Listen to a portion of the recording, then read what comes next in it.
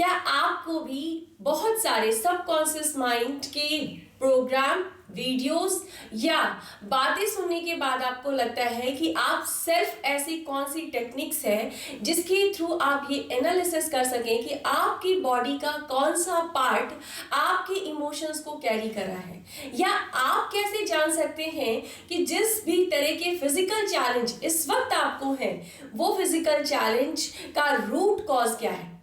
मैं सताशा Singh NLP coach आप सभी का स्वागत करती हूँ मेरे यूट्यूब चैनल पर। मैं आप सभी को ये आज बताने वाली हूँ वीडियो में कि कैसे आपके इमोशंस जो आपकी ही फिजिकल बॉडी पर अटैक करते हैं और फिर आपको फिजिकली बहुत सारे चैलेंजेस देते हैं। एक पर्टिकुलर तरह की बीमारी आपको बार बार क्यों परेशान कर रही है और वो क्या रीजन है जिसकी वजह से आप आज प्रेजेंट मोमेंट पर अपनी उस बीमारी को ठीक करने के बारे में बार बार डॉक्टर्स के चक्कर लगा रहे हैं, लेकिन फिर भी पूरी तरीके से आप रिकवर नहीं कर पा रहे हैं। आगे बढ़ते हैं इसी चीज को लेकर के। आपके अंदर एक इमोशंस आते हैं, जैसे ये इमोशंस कुछ भी हो सकते हैं, फ्रस्ट्रेशन होना, गुस्सा आना या जलन होना, खुद के प्रति रिग्रेट होना, या आप एक तरीके से किसी तरह का ब्लेमिंग एनर्जी में, सेल्फ ब्लेम, अदर्स ब्लेम की एनर्जी में आप हो सकते हैं या बिहेवियर पैटर्न में हो सकते हैं। इन सारी सिचुएशंस में ये सारी इमोशंस ही आपकी बॉडी को उस तरीके से रिएक्ट करने पे मजबूर कर देते हैं जहां आपको फिजिकल चैलेंज शुरू हो जाता है। आप एक मदर है, एक वाइफ है, या आप एक बेटी है, या आप कहीं काम कर रही हैं या काम कर रहे हैं, आप एक पिता हैं, पति हैं, या फिर आप किसी तरह के अदर चीजों के साथ अलग अलग जगह पर इन्वॉल्व हैं। ऑब्वियसली आपके इमोशंस जगह चेंज होने से इमोशंस चेंज हो जाते हैं। जैसे अगर आप किसी फैमिली मेंबर के साथ हैं, आपके बच्चे के साथ है, और वो बच्चा अगर आपका 2 साल का, 3 साल का है और उसने कोई गलती करी, तो शायद आप अपने इमोशंस को उस वक्त या आपके गुस्से को आप उसकी मुस्कुराहट के कारण थोड़ी देर के लिए भूल जाते हैं या बहुत ज्यादा उसको इम्पोर्टेंस नहीं देते, या मैं ये कहूँ कि उसको आप कैरी नहीं करते, उसको लेट गो करना जानते हैं। लेकिन अगर उसी तरह की कोई गलती आपकी ऑफिस के पियून के किसी बच्चे ने करी हो, तो क्या सच बोलिएगा अपने आप से सेम इमोशंस आपके होते हैं? क्या आपको वो गुस्सा आता है और आप उसे लेट गो कर पाते हैं? अगर वो आपके पास 1 मिनट या 1 सेकंड के लिए भी रह गया तो आपके अंदर एक सप्रेस इमोशन को देता है। सेम एज आपकी वाइफ अगर किसी तरह का कोई बिहेव कर रहे हैं, या आपके हस्बैंड किसी तरह का बिहेव आपके साथ कर रहे हैं जो कि आपको अच्छा नहीं लग रहा है, तो एक सिंगल सेकंड के लिए भी अगर किसी तरह का इमोशंस नेगेटिव आया, फ्रस्ट्रेशन, गुस्सा, ब्लेम, एंगर या लाइक डाउट, समथिंग, जेलसी जैसी भावना अगर आपके अंदर आई है, तो आप यहाँ पर पहला बीज बो रहे हैं अपनी फिजिकल बॉडी के अंदर एक नेगेटिव इमोशंस को जनरेट करने का। आइए समझते हैं कि ये इमोशंस आपको एग्जैक्टली किस पर्टिकुलर जगह पर हिट करना शुरू करते हैं। मान लेते हैं कि आप में से जो लोग भी मुझे इस वक्त यहाँ सुन रहे हैं, अपने ऊपर इसको अप्लाई करिएगा। आप देखेंगे कि आप समझ पाएंगे कि आपकी किस तरह की बॉडी है और किस तरीके के इमोशंस को आप कैरी कर रहे हैं। मान लेते हैं इन 3 चीजों के सवाल आप अपने आप से पूछ रहे हैं। पहला, क्या मैं एक बिहेवियर रखता हूं जहां मैं डोमिनेट होता हूं या होती हूं? क्या मैं एक ऐसा बिहेवियर रखता हूं कि जहां मेरी बात नहीं मानी जा रही है तो मैं इरिटेट होता हूं? या मैं मेरे अकॉर्डिंग चीजों को ऑर्गेनाइज नहीं करा पा रही हूं या करा नहीं पा रहा हूं? क्या आप इस बिहेवियर पैटर्न के साथ अपनी डेली रूटीन की जिंदगी में फ्रस्ट्रेट होते हैं? अगर ऐसा है तो आप मास्कुलाइन एनर्जी के साथ डोमिनेटेड है, यानी आप अपने इमोशंस को उस जगह सप्रेस कर रहे हैं जिस जगह आपको दया भाव, इमोशंस का केयर या मदरहुडली एक बिहेवियर होना चाहिए। ऐसी सिचुएशन में आप देखेंगे कि आपको जितने भी चैलेंजेस, फिजिकल चैलेंज हो रहे होंगे, वो आपके चेस्ट से रिलेटेड, लंग से रिलेटेड, खास तौर से ब्रीथिंग प्रॉब्लम आपको होती होगी। अगर आपकी बॉडी के अंदर बहुत ज्यादा ऐसी चीजें हो रही हैं जिसमें आपको नौशिया जैसी फीलिंग आ रही है, आपको ब्रीथ लेते समय ऐसे महसूस हो रहा है कि किसी ने आपकी नोज को दबा दिया है, तो इट मीन्स कि आपकी जो फेमिनाइन साइड है यानी कि जो आपका मातृत्व तत्व है उसको आपने पूरी तरीके से डोमिनेट कर लिया है। अब ऐसी सिचुएशन में क्या होगा, ऐसी सिचुएशन में आपको हार्ट अटैक आने के चांसेस बढ़ जाते हैं। क्यों?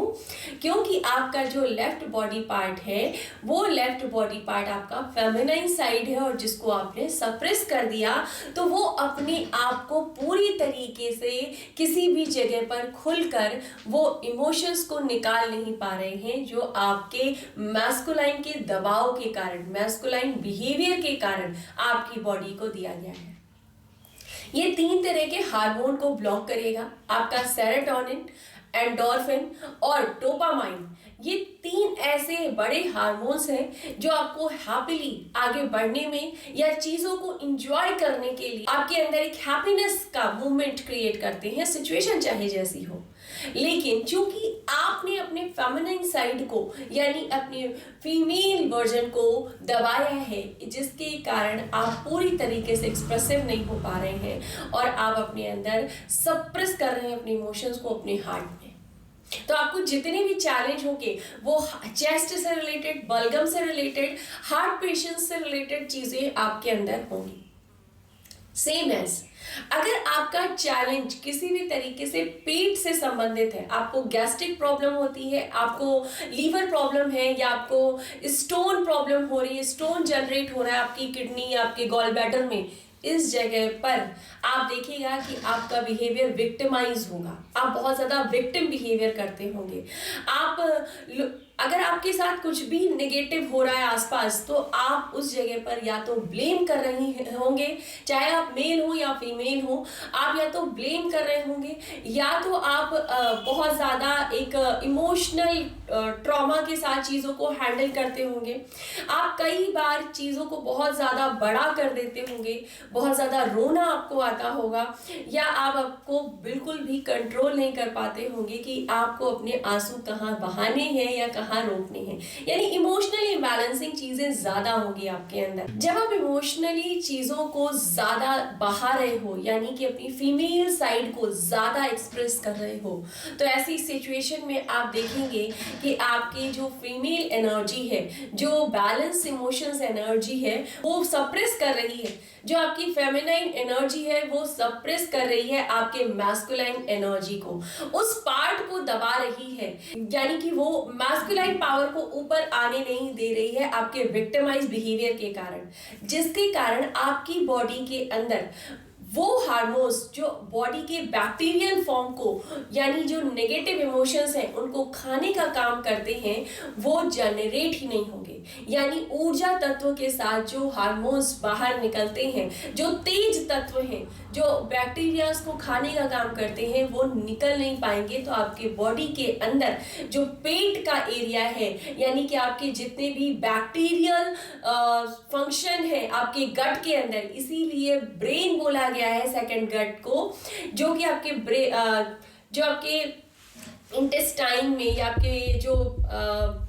पाचन शक्ति है, जो आपकी पाचन शक्ति है उसमें कमजोर अगर कर रहा है तो वो उसके कारण सिर्फ इतना है कि जो आपका मैस्कुलाइन पार्ट है, जो आपका तेज तत्व है, जो आपकी पावर तत्व है, वो आपके उस हार्मोन को निकलने नहीं दे रही है, जिस हार्मोन से आपके बैक्टीरिया वो उत्पन्न हो रहे हैं जो आपके नेगेटिव इमोशंस को खा रहे हैं।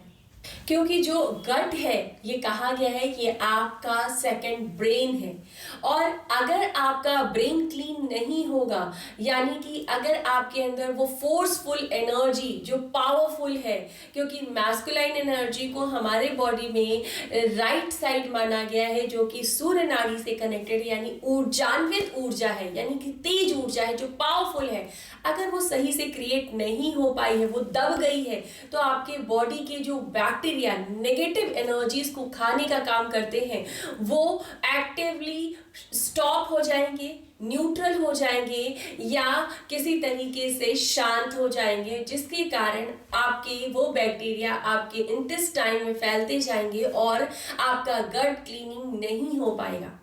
और इसकी वजह से ना सिर्फ आपको स्टमक प्रॉब्लम होगी, बल्कि इसकी वजह से आपके बहुत सारे और अदर चैलेंजेस शुरू हो जाएंगे। सबसे पहला जो कि नेगेटिव थॉट का जनरेट होना है, ओवर थिंकिंग में जाना है, ये सारा आपका यहाँ से शुरू हो जाएगा। यानी आप अपने बिहेवियर को देखकर जान सकते हैं कि आपका जो चैलेंज है वो आपको किस बिहेवियर के कारण आ रहा है। एक चीज और आप नोटिस करने की कोशिश कीजिएगा कि जब आप सोते हैं उस समय आपका हाथ किसी एक पर्टिकुलर जगह पर ऑटोमेटिकली बार बार जाता है, बार बार जाता है। और अगर आपके साथ भी ये हो रहा है कि आप सोते समय किसी एक पार्ट पर जहां आपका हाथ ऑटोमेटिकली जा रहा है, उस जगह पर दो चीजें हो सकती हैं कि आपका हाथ बार बार जाने की वजह से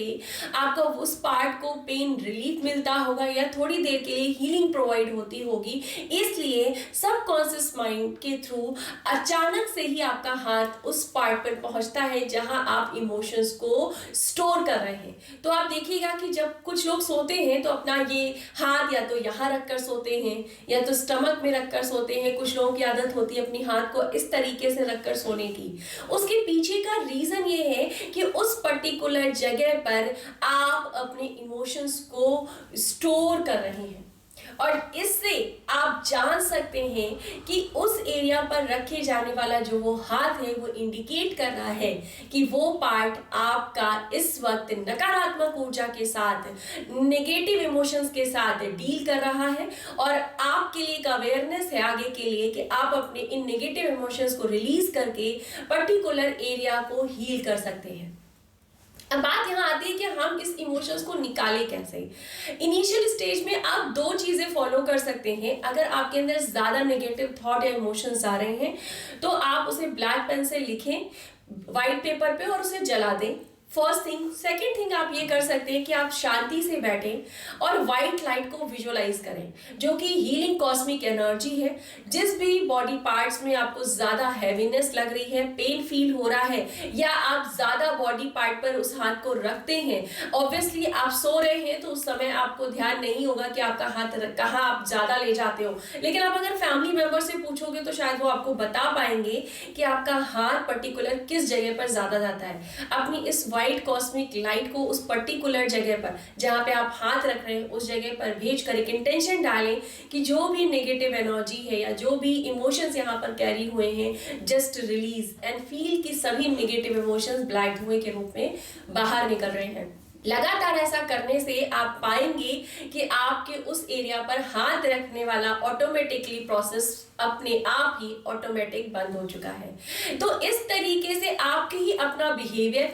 आपका ही ये हैंड और आपकी नींद आपको बता देती है कि आपके बॉडी पार्ट के किस एरिया पर अगला कदम फिजिकली चैलेंजेस या हेल्थ इश्यूज को लाने वाला है। अगर आप इन सब चीजों को जानना चाहते हैं, अगर आप जानना चाहते हैं कि इमोशंस जो आप कैरी कर रहे हो वो एग्जैक्टली कहाँ स्टोर हो रहा है, तो मैं मेरे इमोशन बैलेंस प्रोग्राम में ये बताती हूँ और इवन आपको दिखाती भी हूँ कि आपका बॉडी पार्ट कौन कौन से इमोशंस को और किस किस जगह पर स्टोर कर रहा है। आप ज्वाइन कर सकते हैं। कॉन्टेक्ट करने के लिए आपको डिस्क्रिप्शन में नंबर दिया है, आप मैसेज करके अपने लिए इस प्रोग्राम की लिंक प्राप्त कर सकते हैं। Thank you so much. Blessed रहें, हैप्पी रहें, मुस्कुराते रहें।